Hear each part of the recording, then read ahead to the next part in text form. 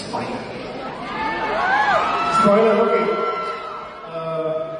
Hi Nanba, welcome back to SS Unique. Director Venkat Prabhu அவர்கள் the greatest of all time படத்தோட 4 single பத்தின update நேத்து Malaysia கான்செப்ட்ல share பண்ணியிருக்காரு. அதாவது நேத்து மலேசியால சிங்கர் திர்ஷா அவர்களோட கான்செப்ட் ஒன்று நடந்துச்சு. ஸோ அதுல வெங்கட் பிரபு அவர்கள் சீஃப் கெஸ்டா வந்தப்போ கோட் அப்டேட் கொடுங்கன்னு கேட்டதுக்கு இன்னும் 1 or 2 daysல the greatest of all time படத்துல இருந்து ஒரு ஸ்பெஷல் சாங் வருது அப்படின்ற மாதிரி 4 சிங்கிளை பத்தி ரிவீல் பண்ணியிருக்காரு. அண்ட் சிங்கர் யாருன்னு கேட்டதுக்கு ரிவீல் பண்ணல.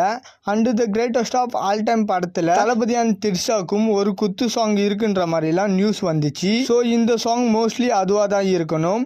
ஏன்னா ஆல்ரெடி 3 சாங்ஸ் பார்த்தீங்கன்னா ரிலீஸ் ஆயிடுச்சு.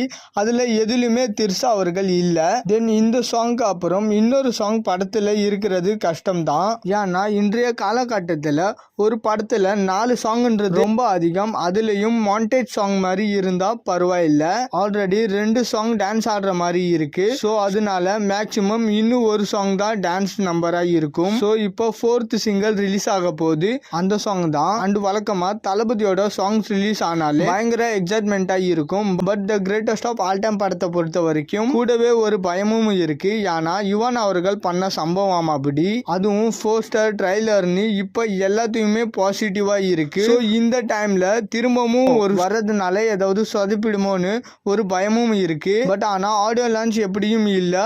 ஸோ அதனால சாங்ஸ் இந்த மாதிரி ரிலீஸ் பண்ணி தான் ஆகணும். ஸோ ஹோப்ஃபுல்லி இந்த ஒரு சாங் மிகப்பெரிய வெற்றி பாடலாம் அமையணும். அட்லீஸ்ட் சின்ன சின்ன கண்கள் சாங் மாதிரி குறை சொல்லாத அளவுக்கு இருந்துட்டா போதும். அண்ட் யுவன் அவர்கள் ஆல்ரெடி ரொம்பவே விமர்சனத்தை வாங்கிட்டாரு. ஸோ இந்த சாங் ஆகுது அவரை பாராட்டுற மாதிரி இருக்கட்டும். ஓகே நண்பா, இது மாதிரி தளபதி பற்றின அப்டேட் தெரிஞ்சுக்க மறக்காம SS யூனிக் சேனலை சப்ஸ்கிரைப் பண்ணி சப்போர்ட் பண்ணுங்க. இதோட வீடியோவை முடிச்சுக்கிறேன். Okay bye.